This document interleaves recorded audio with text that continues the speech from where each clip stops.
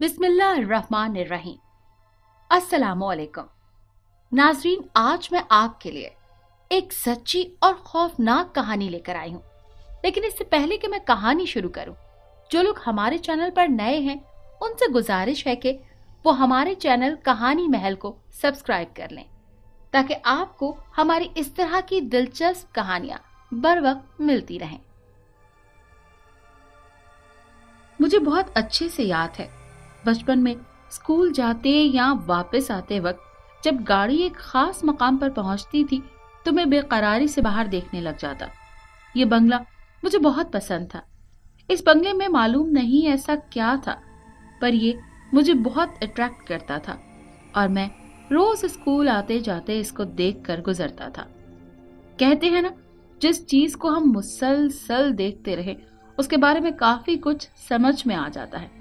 मुझे इस बंगले में एक अजीब सी चीज लगी थी, वो ये कि वहां कोई रहता नहीं था।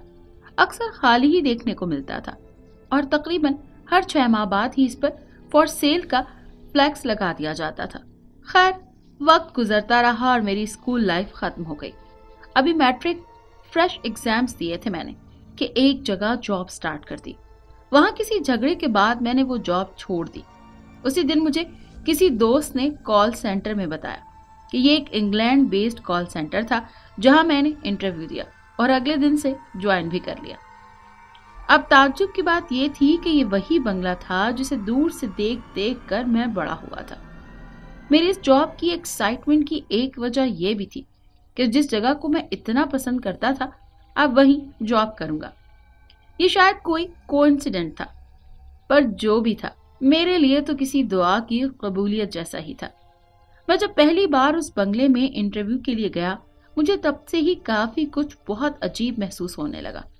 अब यहाँ के मालिक ने इस डबल स्टोरी बंगले का ऐसा अरेंजमेंट किया हुआ था कि ऊपर वाले पोर्शन में सारा काम हुआ करता और नीचे वाला पोर्शन खाली था, जहाँ शुरू में एक बड़ा हॉल था जिसमें स्नोकर रखा गया था, जहाँ ऑफिस के ही लड़के फारिग होकर स्नोकर खेलते थे।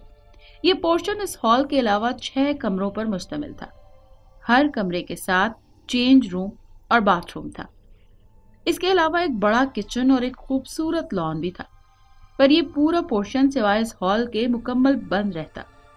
मैं इस जगह काफी वक्त तक काम किया और इस पूरे दौरानिये में मुझे इस बंगले के लॉन में कोई चिड़िया वगैरह कभी नजर नहीं आई।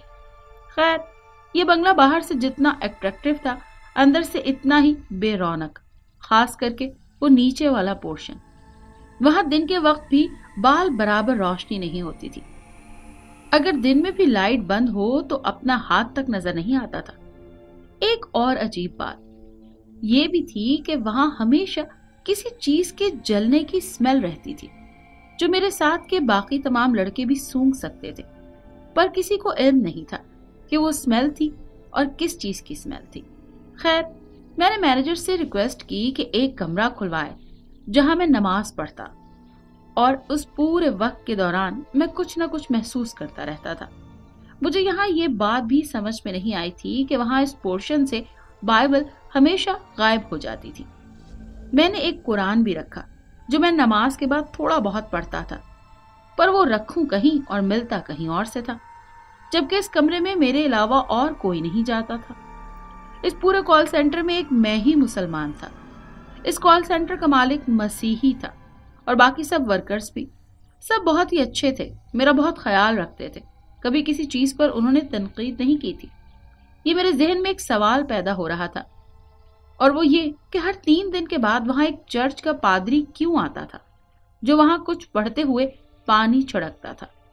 मैं उन सब सवालों की तलाश में था कि वहां के चौकीदार से दुआ सलाम हो गई। मैंने उससे कुछ सवाल किए, पर उसने बताया कि आज उसका यहाँ पहला दिन है, जबकि मैं हर 2 दिन के बाद एक अलग चौकीदार को देखकर यही समझता कि रोज एक नया चौकीदार इसलिए होता होगा कि उनकी ड्यूटीज ऐसी होंगी। ये बात तो मुझे बाद में पता चली कि वहां कोई भी चौकीदार ज्यादा दिन रुकता ही नहीं था, क्योंकि वो बंगला आसेब ज़दा था। मुझे काफी कुछ पहले ही महसूस हो गया था। अब मुझे ये भी समझ आ रही थी कि क्यों मैं बचपन से इस बंगले पर हर 6 से 4 महीने के बाद फॉर सेल का फ्लैक्स लगा देखता था, और क्यों मुझे यहाँ कोई रहता हुआ दिखाई नहीं देता था। मेरी ड्यूटी वहां दिन 3 बजे से रात 12 तक थी। 12 बजे सब चले जाते थे। एक रात वहां काम करने वाले 2 लड़के वहीं रुक गए। वजह यह थी कि ऑनर ने एक नया प्रोजेक्ट लिया था। ये भी पिछले प्रोजेक्ट की तरह इंजरी पर था, लेकिन ये ऑस्ट्रेलियन बेस्ड कैंपेन थी और ये कैंपेन भी वो लोग इसी बंगले में नीचे वाले पोर्शन में चलाने लगे थे। मुझे इस बात से कुछ खौफ महसूस हो रहा था। शायद मैं उन्हें रोकना चाहता था कि ये काम मत करें, पर मैं किस बेस पर रोकता और मेरे रोकने से भला कौन रोकता है। बस यही सोचकर मैं खामोश रहा कि जरूरी नहीं जो मैं सोच रहा हूं वो सच हो। एक रात छुट्टी के बाद मुझे मैनेजर ने आवाज लगाई। मैं उसके पास गया तो वो कहने लगा, आप आज रात जोसेफ के साथ रुक सकते हैं। जोसेफ यहाँ हमारे साथ काम करता था। अगर कंप्यूटर्स या इंटरनेट में कोई मसला आ जाता तो उस सब को जोसेफ ही देखता और यही उसका काम था। मैंने पूछा, मैं आपकी बात नहीं समझ सका। मैनेजर, आपको मालूम है कि हम नया प्रोजेक्ट स्टार्ट कर रहे हैं। इसकी स्टार्टिंग के लिए नीचे वाले पोर्शन में कंप्यूटर्स लगाने हैं, तो मैं चाहता हूं कि आप जोसेफ की आज रात कुछ मदद कर दें।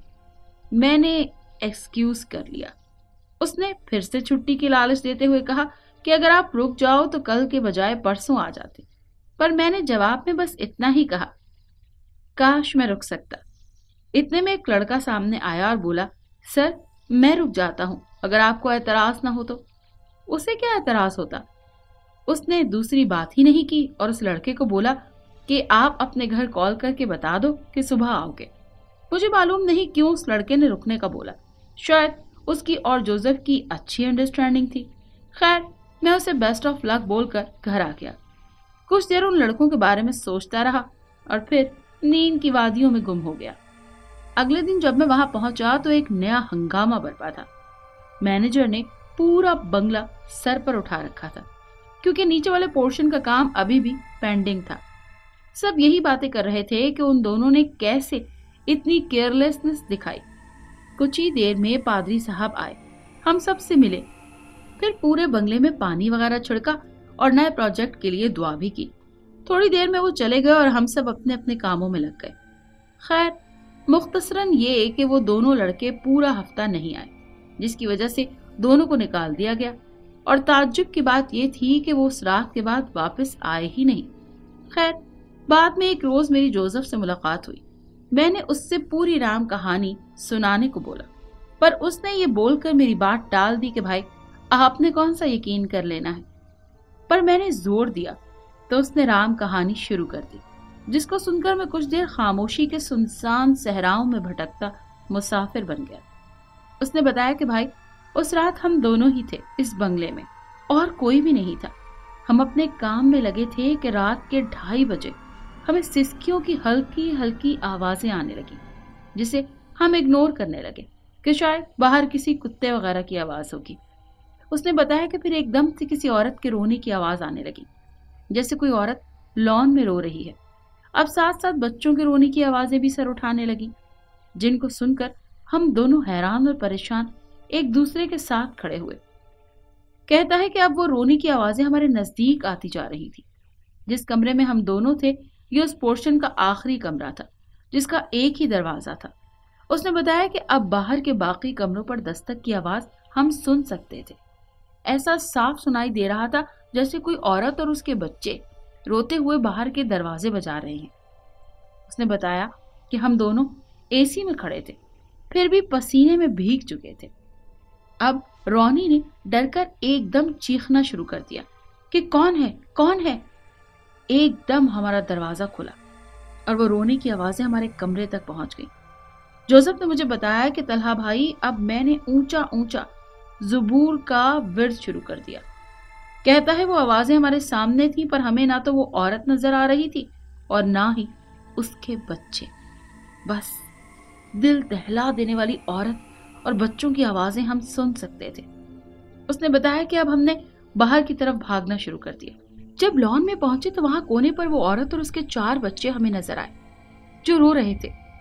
उसने बताया कि हम जल्दी से पहले ही बंगले से बाहर आ गए। उस औरत या उसके बच्चों ने हमें कोई नुकसान नहीं पहुंचाया। اس کی یہ رام کہانی سننے کے بعد میں نے بس اتنا ہی بولا کہ گاڈ بلیس یو، اور وہاں سے اٹھ کر آ گیا۔ کچھ روز بعد میں نے اس بنگلے کے آس پاس رہنے والے ایک دو بندوں سے اس بنگلے کے بارے میں پوچھا تو انہوں نے بتایا کہ وہ بنگلہ آسیب زدہ ہے۔ بھائی وہاں کوئی بھی زیادہ وقت نہیں رہ سکتا، وہاں کسی عورت اور اس کے بچوں کی روحیں بھٹکتی ہیں۔ یہ سب سن کر مجھے میرے تمام سوالوں کے جواب مل گئے۔ اس کے بعد میرے کالج سٹارٹ ہو گئے، جس کی وجہ سے مجھے وہ جاب چھوڑنی پڑی۔ کافی عرصے بعد مجھے وہیں کام کرنے والا ایک لڑکا ملا۔ اس نے وہاں کے معاملات پوچھنے پر بتایا کہ دونوں پروجیکٹ بری طرح بیٹھ گئے۔ نیچے والے پورشن میں کام کرنے والے کافی لڑکوں کے ساتھ عجیب و غریب معاملات درپیش رہے۔ کال سینٹر بند ہو گیا۔ ایک روز میں اسکول سند لینے گیا تو میری پھر سے اس بنگلے پر نظر پڑی۔ اس دن میں نے پھر اس بنگلے کو گاڑی سے باہر نکل کر جی بھر کر دیکھا۔ آج پھر اس پر فار سیل کا پینفلیکس لگا ہوا تھا۔ اگر آپ کو یہ کہانی اچھی لگی ہے تو اسے لائک کیجیے اور ہمارے چینل کہانی محل کو سبسکرائب کیجیے۔ اور ہاں، اگر آپ کے کسی دوست، رشتہ دار یا بہن کے ساتھ خدا نخواستہ اس طرح کا کوئی بھی واقعہ پیش آیا ہے تو ہمیں کامنٹ سیکشن میں اس کے بارے میں ضرور بتائیے۔